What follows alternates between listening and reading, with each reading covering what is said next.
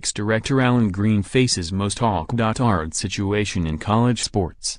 Auburn, Alabama. The young, telegenic athletics director walked into the auditorium with his wife and 3 children, the youngest of whom was celebrating her 6th birthday by smiling and waving for a crowd that was there to see her dad.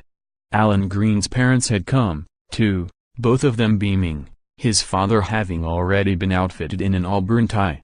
It was a portrait straight out of central casting for the 41-year-old Greene, who had suddenly traded in his relatively obscure national profile in college athletics for a job that will put him squarely in the spotlight at one of the nation's most complex programs. Greene made a terrific impression, of course. He used all the right buzzwords, spoke elegantly and thoughtfully about becoming just the 3rd African-American to head an SEC athletics department, and playfully ribbed the reporter about having an old version of the iPhone when it rang in the middle of the press conference, even dropping a reference to Auburn alum and Apple CEO Tim Cook.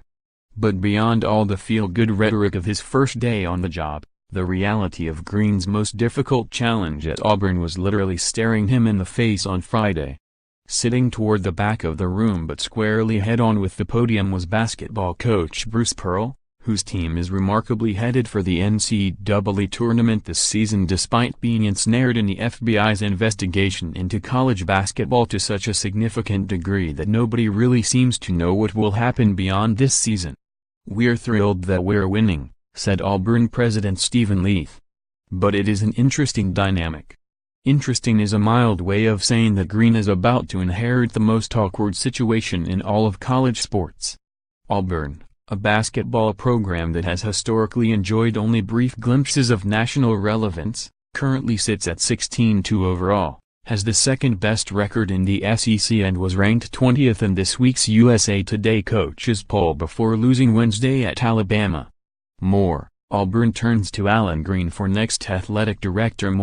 Big 12 and Big East showdown. Stop what we are watching this weekend. Barring an epic collapse, the Tigers will make the NCAA tournament for the first time since 2003, an accomplishment made all the more impressive considering Austin Wiley, their most talented player, was ruled ineligible for the rest of the season as a result of what Auburn discovered during its internal investigation of the issues surrounding his recruitment.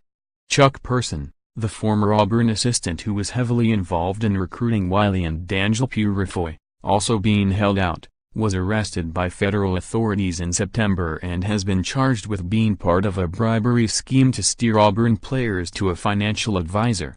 While every other team impacted by the FBI sting played well below expectations for the first half of the season, Auburn has in fact significantly overachieved under Pearl, who, according to one person familiar with the matter, was literally within days of being fired earlier this season over his refusal to cooperate with Auburn's investigation.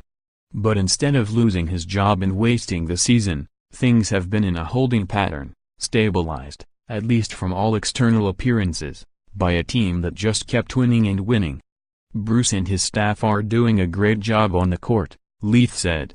"Clearly Bruce knows that sooner or later he's going to have to come in and talk to me and others on campus about what's going on in the program, and we're moving toward a solution on that." In a sense, nothing at Auburn right now matters more than how that issue ends. But it's also the most uncertain, delicate and impossible situation for either Leath or Greene to put their arms around right now. In one breath Friday, Greene made it a point in his opening comments to say, "We're going to operate with integrity and compliance, particularly when it's most inconvenient." But in another, when asked directly about the tenuous nature of the basketball program, he looked directly at Pearl, who was fired from Tennessee in 2011 and given a 3-year show-cause penalty for lying to NCAA investigators, and said, "I'm looking forward to the basketball game on Saturday." The unspoken reality, however, is that they may never really get the chance to work together. According to 2 people familiar with Auburn's hiring process, who spoke on the condition of anonymity because the conversations were supposed to be private, Leath was as transparent as he could be with candidates about the state of the basketball program, which is to say he acknowledged that the new athletics director may have to hire a coach this year. As you'd expect from an intelligent, well-informed candidate, It would be a concern of theirs where we're at in basketball and where we're going, Leith said. He did ask about it. I shared everything I could at this point in a relatively short interview format, so it was more the 30,000 foot level. But on the ground, in the real world where fans care only about winning, firing Pearl would be a highly unpopular thing to do, particularly coming after this kind of season where he's finally paying off on the second chance former athletics director Jay Jacobs gave him. Maybe this will all blow over and Pearl will coach at Auburn well into the future. Or, just as likely, a change may end up being necessary. At this point in the process, the people familiar with the situation said Pearl's biggest concern isn't the school's or the NCAA's investigation but rather the possibility of answering the FBI's questions, even though he wasn't implicated in any wrongdoing. Getting caught in any contradiction could have real consequences beyond losing his job. Pearl's complicated history with the NCAA is also a significant factor, as anything less than full cooperation and transparency with the NCAA after the way he handled the Tennessee investigation would be problematic not just for him, but potentially for Auburn. After the season, all of those issues are bound to collide.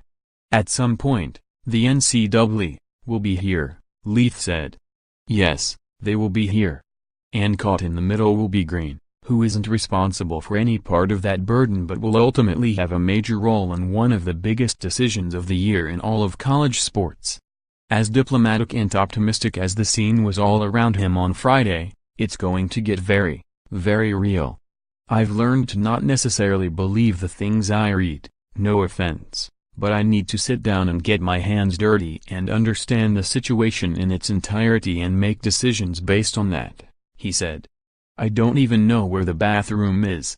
There's a lot I have to get caught up on.